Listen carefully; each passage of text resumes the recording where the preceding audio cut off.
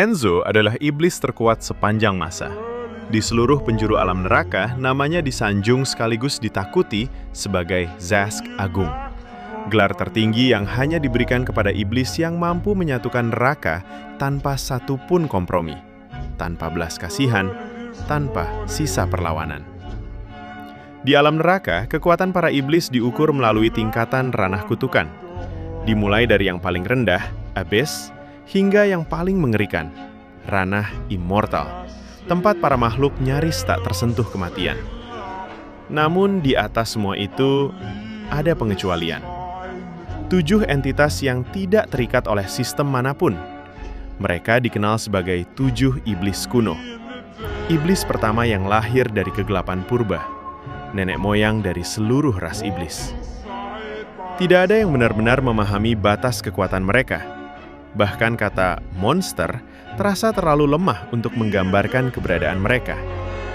Selama ratusan juta tahun, neraka tidak pernah mengenal arti damai. Pertempuran adalah hukum, kekuasaan adalah tujuan, dan kehancuran adalah bahasa yang dipahami semua makhluk. 7 iblis kuno saling berburu dominasi, memperluas wilayah kekuasaan dengan cara yang tak terbayangkan.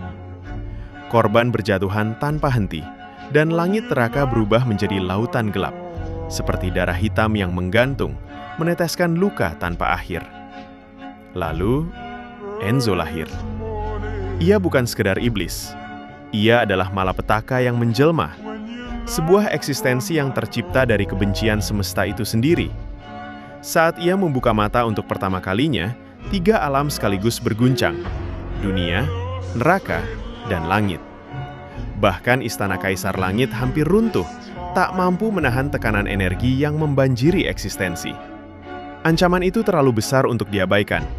Kaisar Langit segera mengeluarkan perintah mutlak. Pasukan dalam jumlah tak terbayangkan dikerahkan. Lebih dari 100 juta prajurit langit menembus dimensi, menyerbu neraka dengan satu tujuan: menemukan dan memusnahkan Enzo sebelum ia benar-benar bangkit. Namun yang terjadi jauh melampaui perang biasa. Alam neraka berubah menjadi lautan pembantaian. Tidak ada belas kasihan, tidak ada pengecualian. Bayi-bayi iblis yang tak berdosa dibinasakan, dan mayat menumpuk seperti pegunungan yang menghitam. Jeritan, darah, dan kehancuran menjadi satu kesatuan yang tak terpisahkan. Para iblis yang selama ini terbiasa bertarung satu sama lain, sama sekali tidak siap menghadapi kekuatan terorganisir dari langit. Bahkan 7 iblis kuno, yang selama ini dianggap tak terkalahkan, tumbang tanpa mampu memberikan perlawanan berarti. Dan itu bukanlah kebetulan. Di pihak langit, berdiri 7 sosok yang kekuatannya setara dengan bencana itu sendiri. Mereka adalah Jenderal Langit Agung. 7 entitas yang telah mencapai ranah mujizat, puncak kekuatan ranah spiritual di alam langit. Lebih mengerikan lagi, 3 dari mereka telah melangkah lebih jauh, menembus ranah surgawi, sebuah tingkat kekuatan yang bahkan hampir mustahil dicapai oleh makhluk manapun. Ketiga sosok itu dikenal dengan sebutan monster keadilan. Dengan kekuatan seperti itu, hasilnya telah ditentukan sejak awal. Operasi tersebut dinyatakan berhasil.